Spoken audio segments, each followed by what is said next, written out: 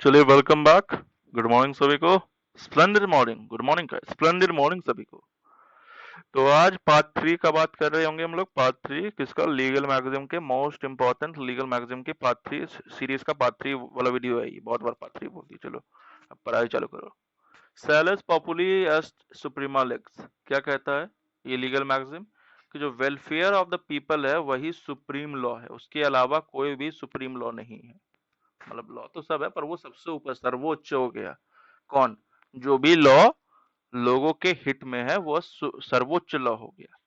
फिर इसको star mark कर लो, मोस्ट इंपॉर्टेंट है। क्या है भाई? क्यू फैसिट पर एलियम फैसिट पर से ही who acts through another does the act himself. मतलब जो किसी दूसरे से एक्ट करा रहा है वो खुद एक्ट कर रहा है। नहीं समझ आया? समझाते हैं। इसको एक नाम और दे दो, वाइसेरियस लाइबिलिटी। कभी पढ़ाएंगे उस समय यही लीगल मैक्सिम वहां पे यूज होगा। वाइसेरियस लाइबिलिटी क्या हो गया सर? अरे भाई समझा रहे वाइसेरियस लाइबिलिटी। देखो होता क्या है ना, जब आपका सर्वेंट ओनर का जब रिलेशनशिप होता है तो वहां पे क्या होता है कि मान लीजिए कि सर्वेंट जब ओनर के ड्यू कोर्स ऑफ एम्प्लॉयमेंट में कोई काम कर रहा है और उस समय उससे कोई गलती, उससे कोई क्राइम हो गया, तो उसकी जिम्मेदारी उसके साथ साथ जितनी उसकी होगी उतनी ओनर की भी होगी। यही चीज क्यू फैसिट पर एलियम फैसिट पर से कहता है। मतलब कि जो दूसरे से अपना काम करवा रहा है वह खुद उसमें इन्वॉल्व होगा। ठीक है? He who acts to another does the act himself. मतलब मान लीजिए कि मैंने अपने पास एक सर्वेंट रखा है जिसको मैंने बोला है कि आप जाके मेरे बदले में ये काम करो, तो वो मेरे बदले काम कर रहा है यानी कि मैं ही वह काम कर रहा हूं। उससे कुछ गलती होगा यानी कि वो गलती मेरे से ही हुई है। समझ में आई बात? बढ़िया।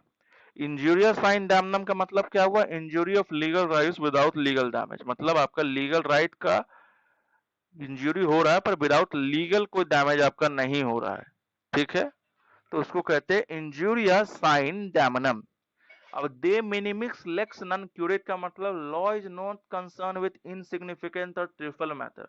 मतलब कि बहुत अब आपका लॉ हर चीज में, अगर वैसे ही इतने मेरे पास केसेस की पेंडेंसी है, अब अगर यहाँ पे इनसिग्निफिकेंट जिसका कोई तर्क नहीं है, जो ट्रिपल है, बहुत ही मतलब छोटे मैटर्स, अगर उसमें भी अगर लॉ के लिए आप वहां पे अप्रोच करोगे तो लॉ वहां पे कंसर्न ही नहीं है। अब कैसे हुआ कि अब आप मान लीजिए कि आपके जूते को आपके दोस्त ने पहन के एक वेडिंग में चला गया, फिर लाके रख दिया, तो उसने आपका जूता पहन लिया। अब इसके लिए अगर आप उस पर केस करने जा रहे हो तो लॉ उसके लिए कहाँ कंसर्न करेगा भाई? ये तो ट्रिपल मैटर हो गया ना। वो जबकि अगर उसको लेके वो भाग जाता तो थेफ्ट का भी आप मैटर करते। वो लेके गया, आपको जब तक पता चला तब तक वो आ भी गया, तो वो आप गुस्से में कर रहे हो, तो ये ट्रिपल मैटर्स उसमें कवर नहीं होते। इसके लिए आप कौन सा लीगल मैगजीन यूज करोगे? दे मिनिमिक्स लेक्स नॉन-क्यूरेट। ठीक।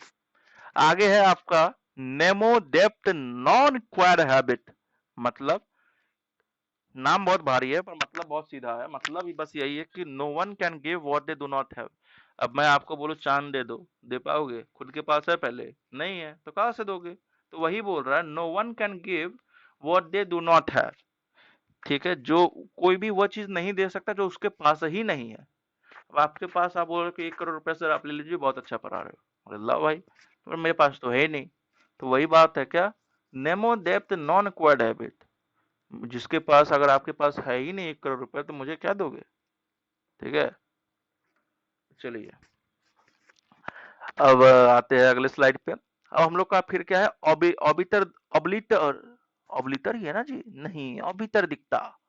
ऑबिटर दिखता क्या है? इंसिडेंटल और कोलैटरल ओपिनियन ऑफ अ जज which is not binding in nature. ठीक है? जब आपका जज का, जैसे कि जज जो भी जजमेंट दे देते हैं तो वो आपका बाइंडिंग होता है, वो आपको फॉलो करना पड़ता है। पर वो आपको अगर ओपिनियन दिए कि आगे से ऐसा मत कीजिएगा, तो वो बाइंडिंग नहीं है। अगर आप, आपको समझ नहीं आया, आप फिर से किए, तो आप फिर से जो भी है उसका आप समझिएगा, आपका फिर से आपको कॉन्सिक्वेंस ये उसका भुगतना पड़ेगा। पर ऐसा नहीं है ना कि वो ओपिनियन दिए थे उसका आप नहीं किए तो कंटेम्प्ट ऑफ कोर्ट आपको लग जाएगा। वो चीज नहीं है। आपने क्या किया? उन्होंने ओपिनियन दिया तो ओपिनियन आपने सुना, फिर माना नहीं। माना नहीं तो जो भी आप गलती करोगे उसके फिर से आपको कॉन्सिक्वेंस भुगतने पड़ेंगे। मानते नहीं भुगतते। बस वही है कि ओपिनियन जो देते हैं तो वो बाइंडिंग नेचर का नहीं होता है। ठीक है? नेमो डेप्थ ऐसे जुडिक्स इन प्रोप्रिया सुआ कोसा। अब ये देखो इसका भी नाम बहुत भारी है, नेमो, देप, जैसे जुदेक्सिन, प्रोप्रिया, सुआ, कोसा। कहना के मतलब यही है, no one ought to be a जज इन हिज ओन और इन हिज और हर ओन कॉज। मतलब अपने, मान लीजिए आप ही के विरुद्ध केस चल रहा है और आप जज है, तो आप ही बोलेंगे कि आओ हमें फैसला सुनाते हैं और अपने आप को रिहा कर लीजिएगा, नहीं चलेगा ना। इसलिए कहता है कि खुद के कॉज में, खुद के जहाँ पे है आपका कॉज है, वहां पे आप जज नहीं बन सकते, ठीक है। दूसरों की आप सुनवाई कर दे रहे हो, बढ़िया बात है, पर खुद का केस और खुद से आप, मतलब ये तो वही बात होगा ना फिल्म का डायलॉग, हम ही जज है, हम क्राइम भी किए, हम जज भी है, तो वैसा नहीं होता ना। अगर आपसे कोई गलती हुई तो आपको दूसरे लोग आप पे ये करेंगे, आप पे ये करेंगे, क्या करेंगे भाई, आप पे जो भी होगा आपका फैसला, आपको वर्डिक्ट देंगे। आप खुद को क्लीन चिट या फिर खुद को आप एक्यूज नहीं कर सकते, बस यही चीज कहना है कि no one ought to be जज इन हिज और हर ओन कॉज। ठीक, बढ़िया बात। अगला है कॉर्पस डेलिक्टो। कॉर्पस डेलिक्टो का मतलब क्या है, facts and circumstances constituting a crime and concrete evidence of a crime. जो भी फैक्ट और सर्कमस्टांस है जो क्राइम को कंस्टिट्यूट कर रहे हैं, और concrete evidence of a crime जिसको कॉर्प्स कहते हैं, डेड बॉडी, जैसे कि डेड बॉडी, मतलब कॉर्पस डेलिक्टो साफ साफ समझ लो यार, उतना मत जाओ, मतलब समझो। कॉर्पस डेलिक्टो बस यही कह रहा है कि जो फैक्ट या सर्कमस्टांस के कारण क्राइम कंस्टिट्यूट हुआ और जो कि क्राइम का कंक्रीट एविडेंस है, तो उसको कॉर्पस डेलिक्टो कहता है। मान लो कोई आदमी का मर्डर हुआ तो उसका डेड बॉडी ही कंक्रीट एविडेंस हुआ ना, कि हाँ इसका मर्डर हुआ, प्रूफ है, तो वही कॉर्पस डेलिक्टो कहलाएगा। और क्या है, कुछ नहीं है, बस हंसी मजाक में पढ़ते रहिए। स्टेयर डेसिसिस क्या होता है, तो stand by the thing decided, कि जो चीज डिसाइडेड है उसके हिसाब से चल रहा है। डॉक्ट्रिन ऑफ प्रेसिडेंट किसको कहते हैं, स्टेयर डेसिसिस को ही कहते हैं, ये इंपॉर्टेंट बन सकता है, तो ध्यान रखिएगा।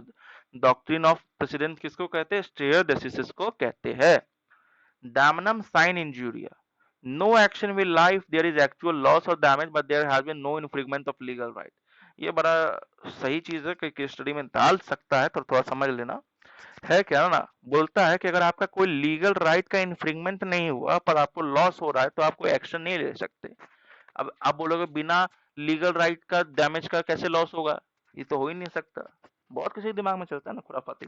समझना, मान लो एक पर्टिकुलर एरिया में तुम्हारी शॉप थी मिठाई की, ठीक, तुम्हारा महीने का टर्नओवर जाता था 1 लाख रुपया। अब तुम्हारे जस्ट शॉप के 4-5 शॉप बगल में एक और मिठाई की दुकान किसी ने खोल ली, और अब क्या हुआ, अब तेरा 1 लाख का जो जा रहा था टर्नओवर वो घट के अब हो गया मान लो 40 के, ठीक है, 40 के हो गया। तो अब तुमको तो लॉस हो रहा है 60 के का पर मंथ, 60,000 का पर मंथ लॉस हो रहा है।